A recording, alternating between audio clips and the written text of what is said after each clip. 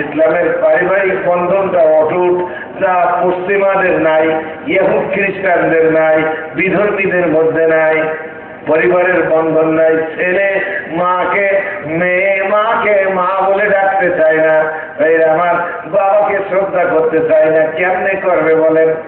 আল্লাহ কোরআন শরীফে বলেন, ওয়াবিল ওয়ালিদাইনি ইহসানা।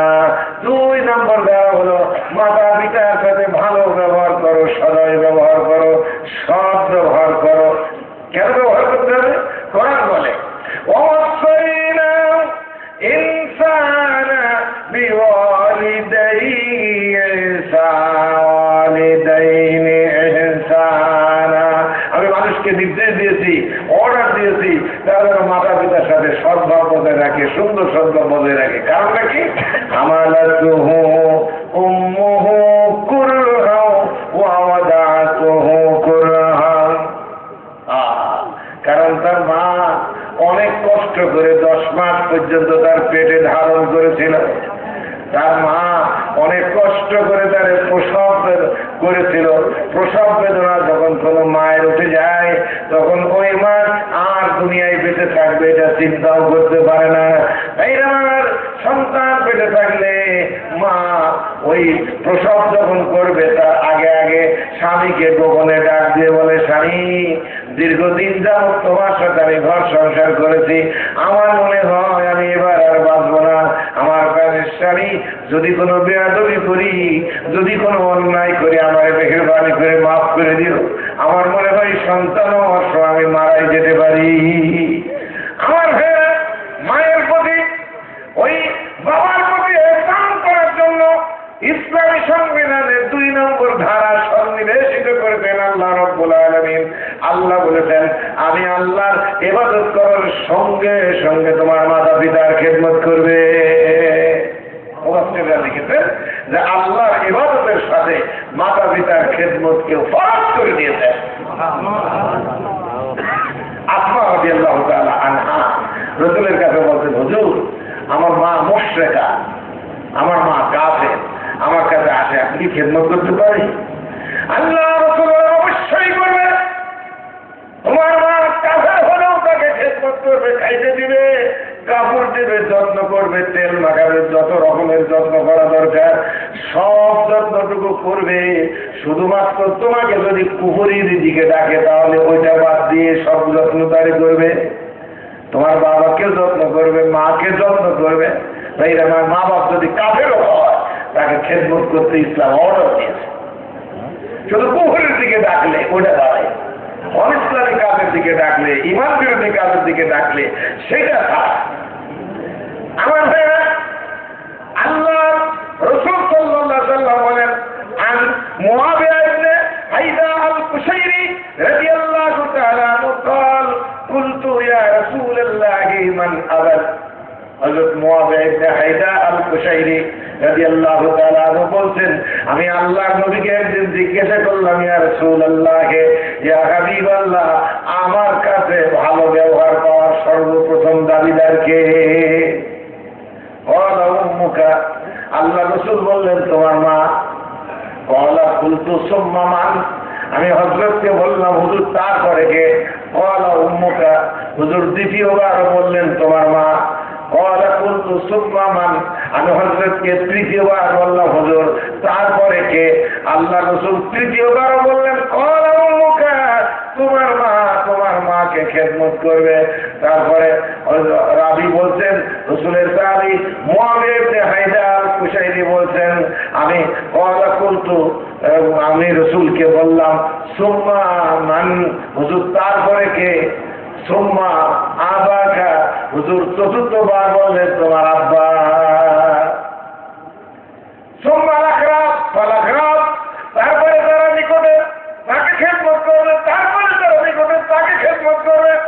আগে তোমার মা। 3বার মায়ের কথা বলছে, বাবার কথা চতুর্থবারে বলছে। আমার প্রিয় ভাইরা, কারণ মা সবচেয়ে কষ্ট করে থাকে বেশি। আমি জানি, আমি নিজেও জানি। কেমনে জানি? আমার মায়ের কথা তো আমি বলতে পারবো না, আমার স্ত্রীর কথা আমি বলতে পারি। আমার বড় মেয়েটা যখন 1990 সালে 14 ডিসেম্বর। তার 1 বছর 3 দিন পর আমার বড় ছেলে আল্লাহর দুনিয়ায় আসে, একেবারে কাছাকাছি সময়। তো আমি দেখেছি, আমি তো প্রোগ্রাম করে বাড়ি যাইতাম, দেখতাম যে ওর মা সারাটা রাত কোনো ঘুম টুম কিছু নেই, ওই ছেলে আর মেয়ে নিয়ে ওই ব্যস্ত আছে। ঘুমোবে কখন? এটা দুধ খাইতে চায়, ওটা দুধ খাইতে চায়, এটা খাবে, ওইটা চুমা করে। শীতের রাত, মাঘের রাত কেমন শীত, পৌষের কনকনে শীত, সারা রাত এরকম বছরের পর বছর পর্যন্ত না ঘুমিয়ে চলে গেছে। তো আল্লাহ রসুল তাকে যদি 3 বার খেদমত করার কথা বলে, তাহলে এটা কি কোনো ভুল কথা বলছেন? বলে শীতকাল তাই না? পেশাব করে দিয়েছি মায়ের কোলে, পায়খানা করে দিয়েছি মায়ের কোলে, মা কোনদিন আচার দিয়ে ফেলে দেয়নি।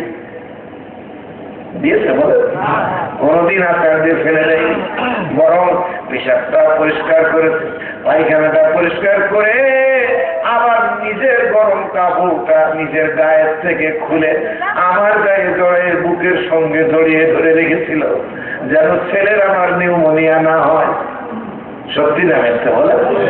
আমার ভাইরা, শুধু কি তাই, যখন মায়ের পেটে ছিলাম, এই আমার মা ভাত খাইতে বসছে, ঠিক এমন সময় মায়ের পেটের মধ্যে আমি লাথি মেরে দিয়েছি, আর মা খাওয়ার বাদ দিয়ে প্লেটটা সরিয়েছে, কান্নায় ভেঙে পড়েছে, খাইতে পারে নাই।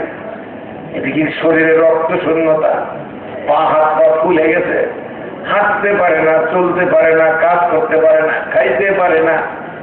আমার প্রিয় ভাইরা, এত কষ্ট করে 10 মাস পর্যন্ত পেটে ধারণ করেছে। কোরআন বলছে, হামালাতুহু উম্মুহু ওয়াহানান আলা ওয়াহনিন, সূরা লুকমানের মধ্যে, কষ্টের পর কষ্ট করে তোমার মা পেটের মধ্যে রেখেছিল, তোমার মা পেটের মধ্যে রেখেছে, তার রক্ত মাংস তুমি খেয়েছ। মায়ের পেটে যখন সন্তান আসে, তখন ওই মায়ের ঋতুস্রাব আল্লাহ বন্ধ করে দেয়, ঋতুস্রাব বন্ধ করে দিয়ে সন্তানের খাবারের ব্যবস্থা করে। মায়ের পেটের নারীর সাথে সন্তানের নারীর সাথে একটা তার লাগাই দিয়ে ওই পেটের মধ্যে 10 মাস পর্যন্ত তার খাওয়ার ব্যবস্থা করে দেয়। কারণ মুখে দেয় না, মুখে লাগালে মুখটা নাপাক হয়ে যাবে, আল্লাহকে ডাকতে পারবে না। এই জন্য নাভির সাথে মায়ের না, ওই নারীটা ছেলের নাভির, মেয়ের নাভির সাথে লাগাই দিয়ে তার খাবারের ব্যবস্থা করেছে। বলেন সুবহানাল্লাহ।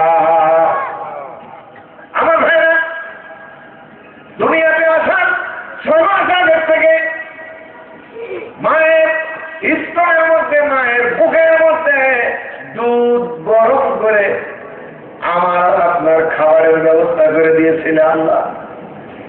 কি বলেন? ঠিক না?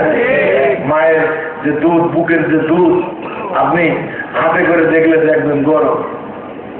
কারণ ঠান্ডা যদি হইতো তাহলে সন্তানের নিউমোনিয়া হয়ে যেত।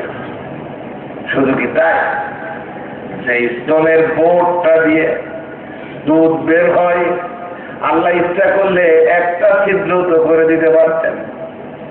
একটা ছিদ্র করলে যদি সন্তান তোষক মানত, তাহলে মুখের মধ্যে বেশি দুধ চলে আসতো, গলায় বেঁধে যাওয়ার, মরে যাওয়ার সম্ভাবনা থাকতো। কিন্তু আল্লাহ তাআলা ওই বোর্ডের মধ্যে ছোট্ট ছোট্ট ছিদ্র করে দিয়েছেন, একসাথে যেন অনেক দুধ না আসতে পারে, অল্প অল্প গরম দুধ যেন সন্তানের মুখের মধ্যে আসে, সন্তানের নিরাপত্তার ব্যবস্থা করে দেওয়া হয়েছে। মা সেটা করেছে, ধরে সুবহানাল্লাহ। আবার ছেলে ভাইরা, এখন আবার এক শ্রেণীর জেন্টালম্যান আছে, তারা হইল ওই ছেলে মেয়ের দুধ খাইতে দিতে চায় না, শরীর স্বাস্থ্যটা কি টাইট ফিট রাখার জন্য, বদমাইশির ধার। এইসব মেয়ে ছেলেরা নিজেদের এই কাজ করার কারণ কি আছে? Breast cancer. ডাক্তাররা বলছে স্তন ক্যান্সার হচ্ছে শুধু সন্তানের দুধ না খাওয়ানো যায়। আবার ভাইরা, সন্তানের দুধ, আবার প্রথম দুধটা আবার একটা কুধারণও আমাদের এই দেশে আছে, যে প্রথম দুধটা খেলে ফেলে দেয়, ওটা খাইলে সন্তানের ধনষ্টঙ্কার হতে পারে, রোগ ব্যাধি হতে পারে। আর এখন ভাইরা আমার আল্লাহ বুঝি মায়ের স্তনের দুধ দিয়েছে সন্তানের ধনিষ্ঠঙ্কের রোগ ব্যাধি হওয়ার জন্য সন্তান মায়ের স্তনে আল্লাহ দুধ দিয়েছে। ডাক্তাররা বলছে মায়ের স্তনের প্রথম যে দুধটা এইটা হলো বহু রোগের প্রতিষেধক। সুবহানাল্লাহ। আমার প্রিয় ভাইয়েরা, রাসূল আকরাম সাল্লাল্লাহু আলাইহি ওয়াসাল্লাম বলেন, আল ওয়ালিদু আওসাতু আবওয়াবিল জান্নাহ। রাসূল কারীম সাল্লাল্লাহু আলাইহি ওয়াসাল্লাম বলেন, মার বাবা হলো জান্নাতে যাওয়ার মাধ্যম। জোরে জোরে বলুন সুবহান। ওয়া জান্নাতুকা ওয়া নারুকা, তোমার মা আর তোমার বাবা তোমার জান্নাত, তোমার মা আর তোমার বাবা তোমার জাহান্নাম। মাতা পিতাকে যদি কষ্ট দাও, কোরআন বলছে, ইম্মা ইয়াবলুগান্না ইনদাকাল কিবারা আহাদুহুমা আও কিলাহুমা, যদি ওই তোমার মার বাপ তাদের কেউ একজন যদি বার্ধক্যে উপনীত হয় বা কোনো কারণে যদি অক্ষম হয়ে যায়, অথবা তাদের দুইজনই যদি অক্ষম হয়ে যায়, তাহলে ফালা তাকুল লাহুমা উফিন, খবরদার খবরদার যেন এমন ভাষা ব্যবহার করো না যে তোমার মা উহু বলে ফেলেছে, তোমার বাবা উহু বলে ফেলেছে। যদি উহু বলে ফেলে, মনে রেখো সন্তান, তোমার গোটা জিন্দেগি বন্দেগি একটা উহু শব্দের কারণে বাতিল হয়ে যাবে। যত বড় আলেম ওলামাই হোক না কেন, অনেকে আবার আজকাল কিছু মনে করেন না, বাস্তব যা হুজুরের মরিদ হয়, পীর সাহেবের মরিদ হয়, পীর সাহেবের মরিদে যে ভালো ভালো মাছ বা গাছের বড় আমটা যেটাতে গিয়েছে প্রথম ধরেছে আম, আমার হুজুরকে বলতে নিয়ে যায়।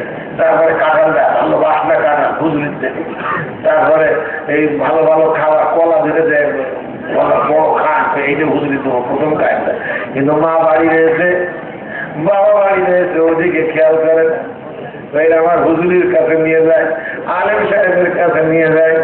আমার তফসির শ্রোতা মন্ডলী, এই দুনিয়ার সবচাইতে বড় পীর বাবার মায়ের চাইতে কেউ না। সত্যি না মিথ্যা ভাই? পীর সাহেবের দোয়া ব্যর্থ হতে পারে, আলেম ওলামার দোয়া ব্যর্থ হয়ে যেতে পারে, মুহাদ্দিস সাহেবের দোয়া, মুফাসসির সাহেবের দোয়া ব্যর্থ হয়ে যেতে পারে। আল্লাহ বলেছেন, তোর বাবার দোয়া, তোর মায়ের দোয়া আমি আল্লাহ ফেরত দিতে পারি না। এটা আল্লাহ রাসূল বলেন, তিনজনের দোয়া বিনা সন্দেহে আল্লাহ দরবারে কবুল হয়। একটা হলো মা বাবার দোয়া, সন্তানের জন্য। হযরত আলকামা ইন্তেকালের সময় শেষ, কিন্তু কষ্ট হয়, আল্লাহ রাসূল দোয়া করছে, তার কষ্ট যায় না। আল্লাহ রাসূল তার মাকে ডাকলেন, তোমার মা আছে নাকি বেঁচে? আছে হুজুর। মাকে ডেকে বলে, বাবা তুমি তোমার আলকামা কি তোমার সাথে খারাপ ব্যবহার করেছে, যত্ন করে নাই? বলে, না হুজুর, আমার খুব যত্ন করেছে, আমার কাপড় চোপড় খাওয়া দাওয়া সব কিছুই করেছে। তো এরকম হচ্ছে কেন, তুমি কোনো ব্যাপার অসন্তুষ্ট আছো? তো তখন আলকে আমার মা বলছে যে হুজুর, আমার কোনো দুঃখ নাই, শুধু একটা ব্যাপার আমি একটু আমার মনের ভিতরে কষ্ট আছে। কি কষ্ট? কষ্টটা হলো যে মনে হইল যে আমার চাইতে ওর বউকে একটু দামটা বেশি দিত, মূল্য বেশি দিত। শোনেন জেন্টলম্যানেরা, বিবি সাহেবের কষ্ট রেসপেক্ট করতে হবে, সম্মান করতে হবে, মাকে কষ্ট হবে, এটা চিন্তা করেন। পয়গম্বর মুহাম্মদ এত বড় পাওয়ারফুল পয়গম্বর, আল্লাহর কাছে দোয়া করে, দোয়া কবুল হয় না, ফেরত আসে। রাসূল তখন তার মাকে ডেকেছে, মা তুমি মাফ করে দাও। যখন মাফ করছে, তখন আল্লাহ তার আসানের সাথে নিয়েছে। তাহলে রাসূলের দোয়া যেখানে ব্যর্থ হয়ে যাচ্ছে, মায়ের দোয়া সেখানে কাজ করছে। চিন্তা করার বিষয়। আবার কিছু জেন্টলম্যান আছে, ইসলাম মেয়ে লোকের কোনো দাম টাম দেয় নাই, শুধু মেয়ে লোকের শুধু একটা কোনো মূল্য মর্যাদা কিছুই দেয় নাই। কত বড় এইসব শয়তান! এরা হলো পুরুষ, এইসব শয়তানগুলো মেয়ে লোকদের রাস্তাঘাটে নামিয়ে তাদের ইজ্জত লুণ্ঠন করার জন্য এইসব স্লোগান দেয়। অফিস আদালতে রাস্তাঘাটে আমার কাছে এইরকমই ফটো আছে, প্রমোশনের কথা বলে করে আমার সাথে মিলামেশা করলে প্রমোশন দিয়ে দেবো। আবার সেই মিলামেশা করছে, এখন স্বামীর কাছে ধরা পড়ে গেছে, স্বামীরা আবার স্ত্রীর কাছে চুপ মারো, প্রমোশন দেবে। কত বড় শয়তান! এই সমস্ত কথা বাস্তব। আজকে ঢাকা শহর 350 ফ্যামিলি আছে এরকম বিনা বিয়েই যার সংসার বিয়ে নেয়। বড় বড় বিল্ডিং গুলো ফার্স্ট কোয়ার্টারে পরিণত হয়ে গেছে, মা মেয়ে একসাথে দেহ ব্যবসা করে। মায়ের বন্ধু আসে, মেয়েকে বলে তুমি একটু ওই রুমে যাও, আমার বন্ধু আসছে, আমি একটু তার সাথে কথা বলবো। আবার মেয়ের বন্ধু যখন আসে মাকে উঠাই দেয়, মা তুমি অন্য রুমে যাও, আমার বন্ধু আসতে কথা। দুইজনেই দেহ বিক্রি করে। রাজধানী ঢাকায় কোন দিন জানি ঢাকা শহরকে শুনবেন যে মাটির তলে কারো নেই। আমার কোথায় আছেন? আমার মা বাবার জন্য করছে কি, নিজের বেগম সাহেবা নিয়ে খুব ব্যস্ত। মা বাপকে বৃদ্ধাশ্রম বানিয়ে দেওয়া, সরকার এখন বৃদ্ধাশ্রম কেন্দ্র বানিয়েছে। শুনছেন এটা? যে মা বাপ পুরো হয়ে গেলে সেখানে নিয়ে যে ট্রান্সফার করে দেয় ওখানে। এটা ইউরোপিয়ানদের আমেরিকানদের বানানো শয়তানি আঁকড়া, যারা ওখানে সেই হনুমান বানানোর মতো খাতার মধ্যে থেকে কি কষ্টটা করে। বুড়াকালে যদি বাবার মাথায় একটু ছেলে হাত দেয়, মেয়ে যদি হাত দেয়, বাবা শরীরের অনেক রোগ ব্যাধি নিরাময় হয়ে যায়। আর সেটা করতে দিবে না ওই বৃদ্ধ আশ্রমে পয়সা করে কিছু দিয়ে। এমনও রিপোর্ট আসে যে মা বাপ মরে গেছে, ওখান থেকে ফোন করে আপনার আব্বা মারা গেছে, দাফন করে দিয়ে যান। আমি এখন বিজি। আমি ওদের বলি বেজি, বেজি দেবে সরকারের দল বেজি পারে না, আপনারা দাফন করে দেন। আমরা খুব বিজি, আমার প্রবলেম আছে, প্রবলেম আপনারা দিতে পারছেন। আর ইসলাম কি শেখালো? ইসলাম শেখালো